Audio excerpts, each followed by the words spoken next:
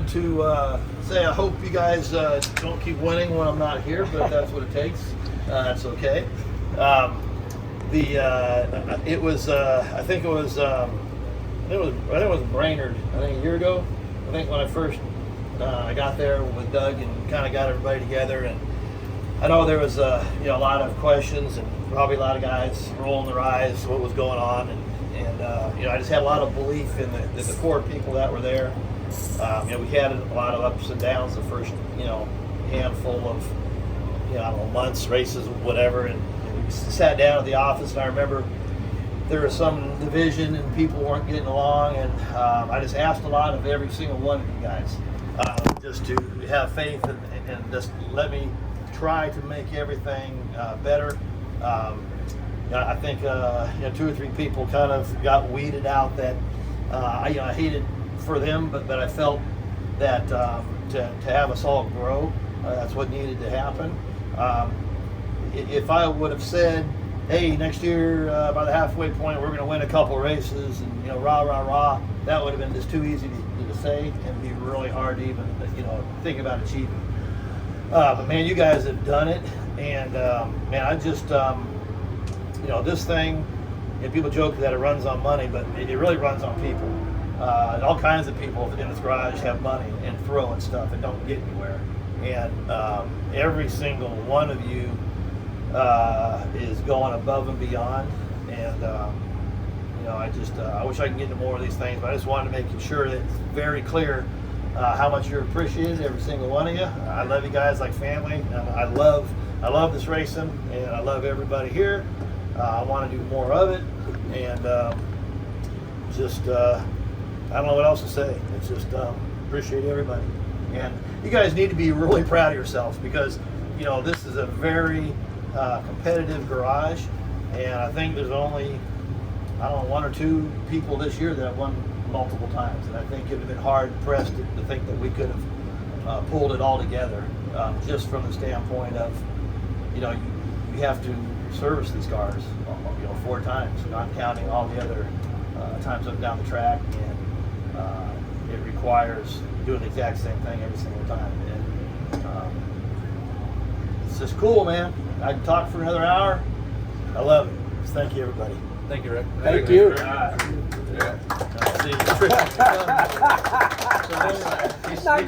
Not gonna miss that content. Anyway. All right, here we go. Napa Valley, Sonoma Raceway. It is almost go time. Q1 coming up. This place is amazing. Appreciate you guys for hanging out, checking it all out. It's going to be an awesome day. I would love to be a fly on the wall, and look at there. Look at this conversation going right here. Reckon what they're talking about. Who knows? I'm not going to barge in on them, that's for sure. But it's pretty amazing to have a couple of guys from the NASCAR world sneaking in here going drag racing. I love it. Man, let's go do this.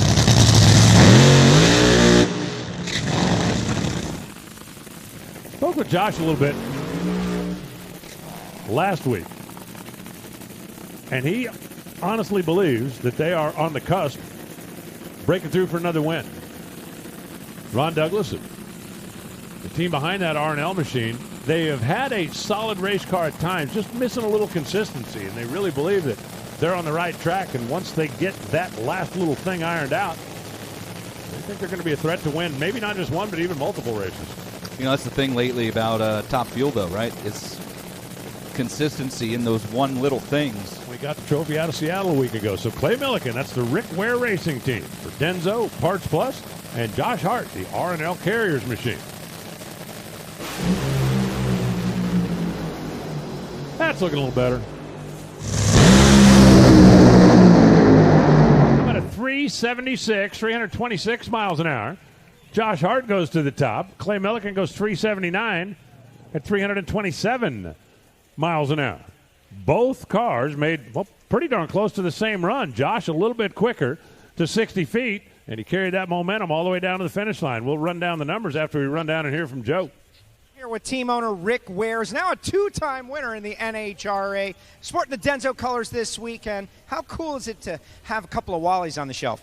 Oh, it's fantastic. I wouldn't have thought that was possible as soon as it happened, but these guys have worked really hard. We've really just put a lot of effort into making sure we're making full passes getting down the track.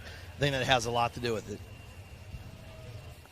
Rick Ware, those of you NASCAR fans in this part of the world, I'm sure you're familiar with that name. Racing is his business. He's a relative newcomer to the National Hot Rod Association, but as Joe Costello pointed out, already picked up a couple of wins on the season. Milliken was up here at the top end making light of his red light in Seattle last weekend, and it's been 5 long days since then, I'm sure. How important is it for drivers in those mistakes to get right back in the seat of that dragster? Oh, I mean, no doubt about it. I mean, yes, I was way worse on me. This team, this entire Denso Parts Plus Summit team, they got my back. They weren't mad at me. I was mad at myself, but you know what? It really and truly, I'm going to look right at y'all. It wasn't my fault. I didn't do anything wrong. The tree didn't come on when it was supposed to. How about that? Plain and simple, it was time to go, and I went, and the tree wasn't on, and hey, that's how it is. But I got a good race car. It was marching right down that racetrack, and we'll go out there today. Stomp on that loud pedal. Let's go. Happy up a little bit, Clay. He's always so dejected. All right, Q1, Sonoma, wine country.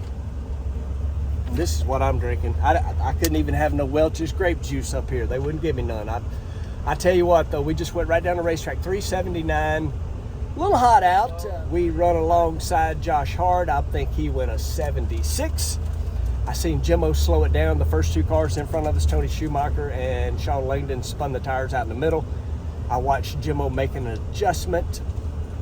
John's handing me the slip here. All right, we were 845, 215, 305, 284, 379 at 327. So not too shabby. Hey, it's a good start. I got to go weigh myself and get this thing ready for Q2. Q2 coming up. Sitting here on go. Warmed up, ready. Big difference from earlier today. Sun's starting to go down. Funny cars at like 10 after 8. We go right behind them. Basically, Jimmo's tracking the weather right now. Big difference in tune-up from daytime to kind of nighttime. I don't know if it'll be dark when we run or not, but it might. But you make big swings in the clutch, fuel system, pretty much everything. It's certainly not like your bracket car where you just change the dial in. This thing, you gotta change the tune-up a lot to get it all figured out. And hopefully we got it all headed in the right spot. After Q1, we're setting number 4 with a nice solid 379, 327. Left a little on the table according to Jimmo, but that's okay. We got data for tonight. I do see we got brand new tires on for tonight, which is something that's kind of a normal deal for night runs. You want a little more wheel speed. New tires give you wheel speed, so that's what that's all about. Anyway, it's almost go time. Q2, Sonoma, Napa Valley. Let's go. Car's back up on the Protex. They are dropping the belly pan down to get basically a 0 for our digital level, making a rear wing adjustment because air is getting denser, which means we probably don't need as much wing. It's all part of the process, and these are like last minute adjustments. Not sure, I feel like we should have already rolled up for Q2. Not sure what's happening up there. I start getting ants in my pants and walking a lot and talking a lot, and that's why y'all are getting this content. But little wing adjustment. Little wing ding adjustment. Q2 coming up soon, I hope.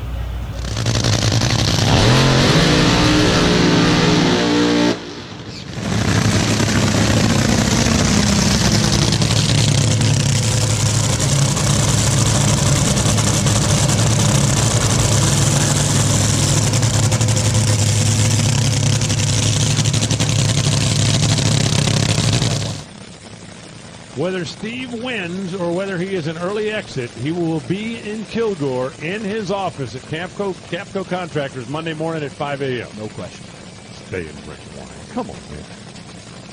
I don't know that we've seen it, but they're loaded for bear. Well, we'll find out. The Race Rudine Foundation, bannered on the side of Leah Pruitt's car. Sitting in the left side. She had a 378 in the first session, so there's no reason to try to back up from that. You might as well try to take a big step forward. Clay Millican, he's got the colors of Denso on the side of that Rick Ware racing car here this weekend.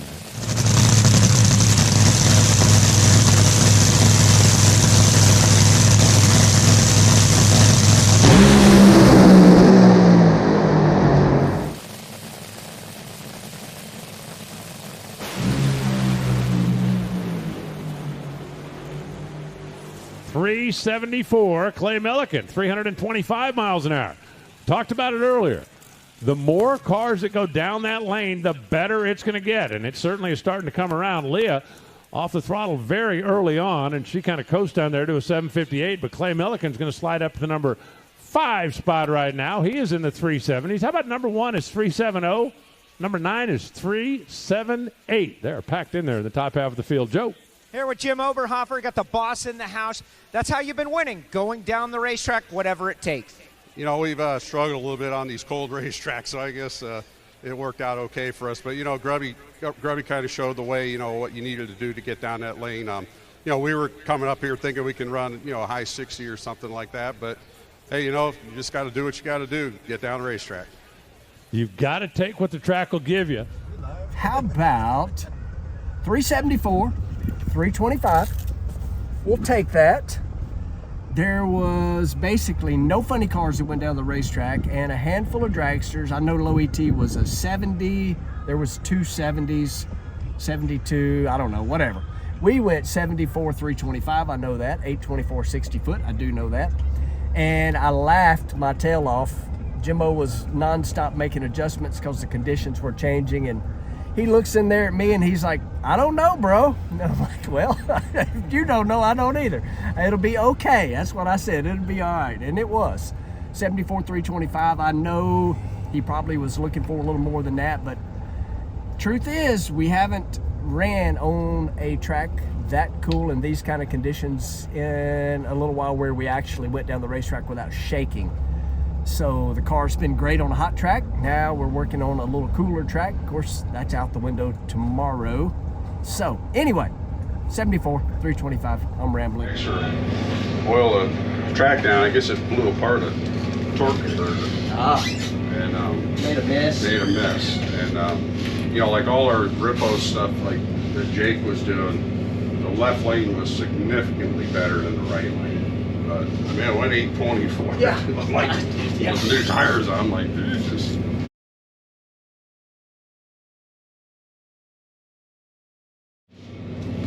I thought it was like, okay. Yeah, it's a shame, you know, that it was that way, but you know, what are you gonna do? Yep. Ain't like we had any lane choice. That'll work. That's pretty good.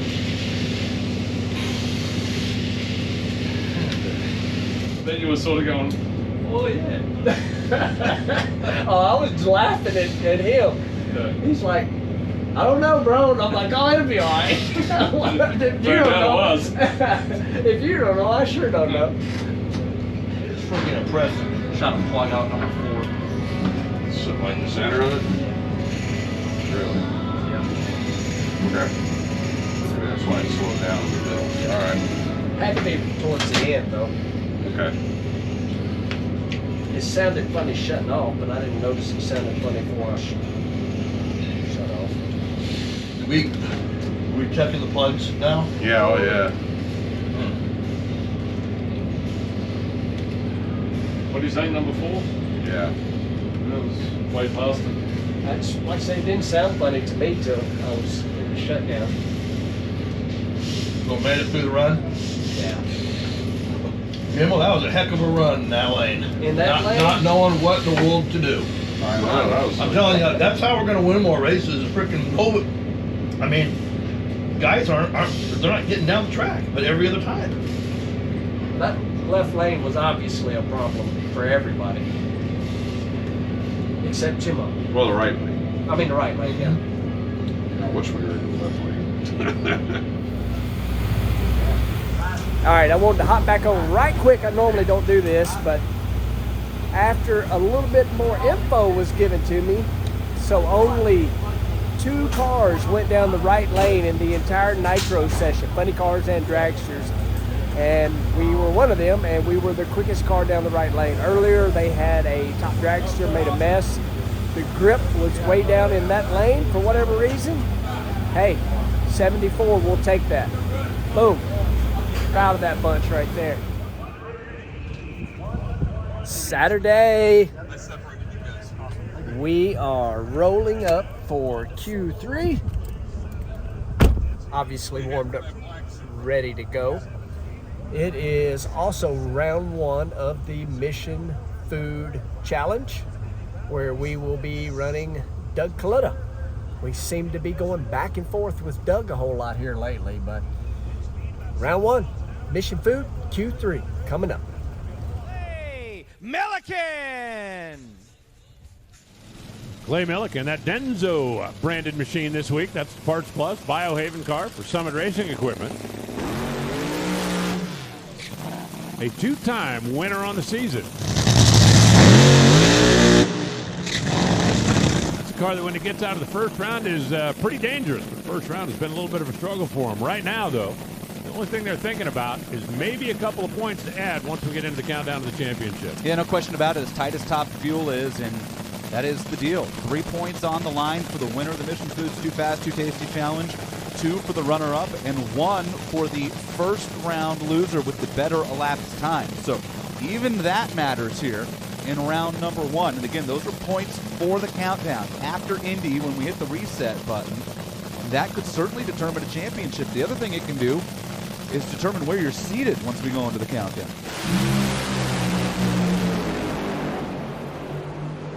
379, 330 miles an hour. Clay Milliken and Doug Kalutta looked like he was on his way, and then it went pop down there. It certainly was not a kabang, kaboom, or kablooey. It looks a little Kurt Pop, slowed it to a 453 at 151 miles an hour. Watch this again.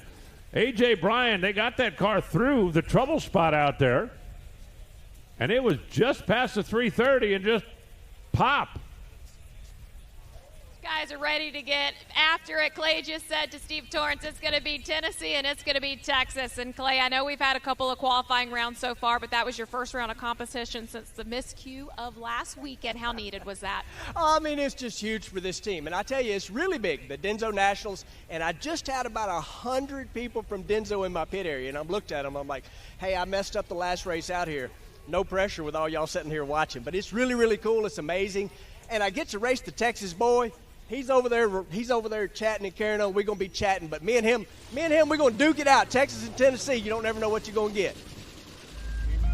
All right, last time, he caught a ride with me. Now I'm riding with him. He caught a ride with me this time. And dang if we ain't fixing to do battle. Hey, I'm excited about it. I've been wanting to race you for the last 3 races. I wanted to race you in Denver in the final. I screwed that up. Last week in the final. I screwed that up. We got it in the final. It ain't the race yet, but let's plan on doing this tomorrow about Exactly. the same time. So you ever watch that movie Michael? Yeah. You know when he goes out in the field with the cow, battle! Where he goes out there and headbutts the bull. That's what we think. We're going to battle. We're battling it out. Battle! There's work going on nonstop. Y'all missed the lounge, and it wasn't for any other reason than the fact that we were really busy. And now we're still busy, but we were thrashing. Car's good, everything was good, but I had to stay down, do the TV stuff, and by the time I got back, I needed to mix fuel. Anyway, no lounge for that run right there, but we are in the final race in Steve Torrence. All right, so here's the story. Without a doubt, left lane has been the lane of choice. Right lane has been a challenge. So I'm gonna go over here and see what we can do with Steve here.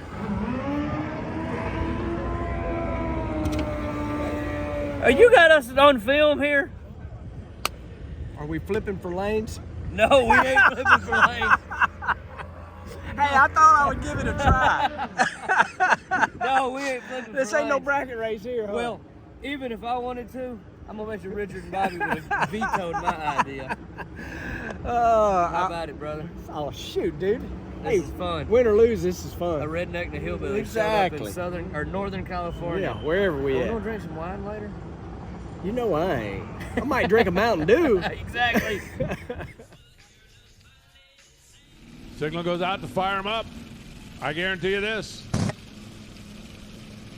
At the end of the last round, when Steve Torrence knew he was going to have lane choice coming in here, it sure looked to me like more of a handicap than it looks to be right now. Because the tuners, you give them a couple of shots at it, they are figuring out what we got to do to get down both sides of this racetrack.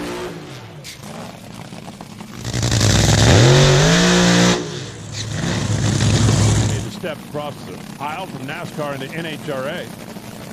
Steve Torrence, Capco boys, they're just trying to get back on track, and right now, they look like they're headed in the right direction. Steve Torrence, look, I know conventional wisdom, lane choice, right? You're going to put yourself in what's considered to be the better lane, the Denso side of the track, but you put the Denso car over on the right side. I'll take you back to last night. The one top fuel car that made a real good run on the right side of the track was Clay Milligan. So they definitely have a roadmap, so to speak. Jim Oberhofer, he's got Bruce Reed over from Australia helping him out now, and Jesse Snyder and that entire team, they have a path on how to get down the right lane competitively. And if Steve-O slips up at all, I think Clay might be right there. You didn't think Brittany made a good run last night? Not as good as Clay.